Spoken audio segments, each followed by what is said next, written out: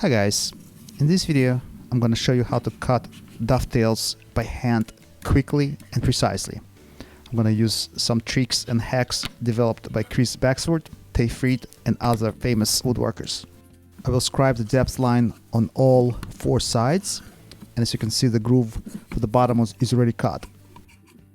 I will insert a piece of scrap into the groove the same thickness as the bottom of the drawer, and it's going to help us to put the two tail boards together perfectly and to cut the tails on both boards at once. Now, before we begin the layout, we need to choose the tail's angle. I chose 1 to 6, which is about 10 degrees. We'll begin on the sides, leaving about 1/4 of an inch, about 4 to 5 millimeters, divided by 2, and then by 2 again.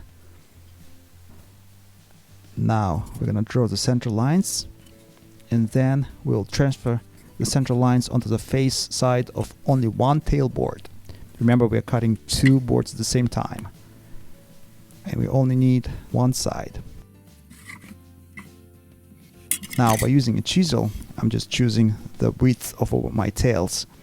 I'm gonna mark this wide. You can take a wider chisel and mark it wider if you want. And then I'm gonna draw the lines with the preset angle, about 10 degrees. Now we can complete the layout. It is not essential to make everything perfectly even here, because some irregularities are even welcomed by some people. Now I'm splitting the pencil line, which is, according to Tage Frid, is the most important skill for cutting the dovetails. You sort of split the line, literally, cutting on the pin's socket side. To make your life easier, you can cut out the waste parts on the scroll saw or by hand, or you can just chisel it out. Positioning the chisel right above the depth line, and then by tilting the chisel a few degrees away from the tails, we will remove the waste part only halfway. Then we'll flip the board and do the same thing on the other side. This way we'll have clean lines and no bulge inside of the joint. Some inevitable cleaning.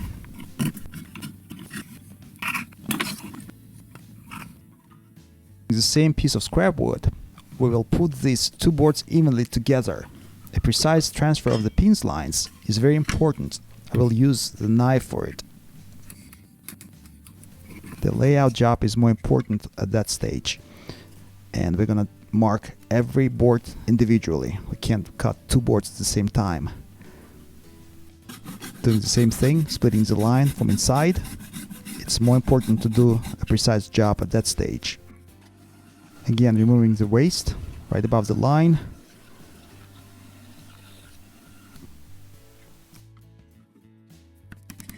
And the same thing, tilting the chisel a little bit away, going halfway, flipping the board, going halfway again.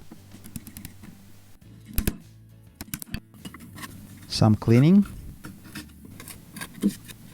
and now we're gonna try it on. If it's too tight, it shouldn't be like real tight. You should be able to put it together using your hands. I'm just showing you that it's just a little bit too tight. We can either leave it as is, or we can find the spots where things get jammed. We can just pencil the sockets and then put it together again, rub it together, and you'll see the tight spots right there. You can see when things get a little bit jammed. A few micro shavings will do the job.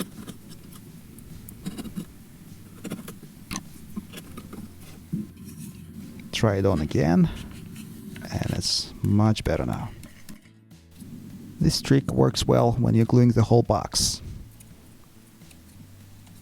And just put it together. That's how it looks. Just put some oil on to make it look more pronounced. In conclusion, I wanted to share some interesting hand-cut joints I came across. You can only cut them by hand. Well guys, thank you for watching. Be safe and happy woodworking.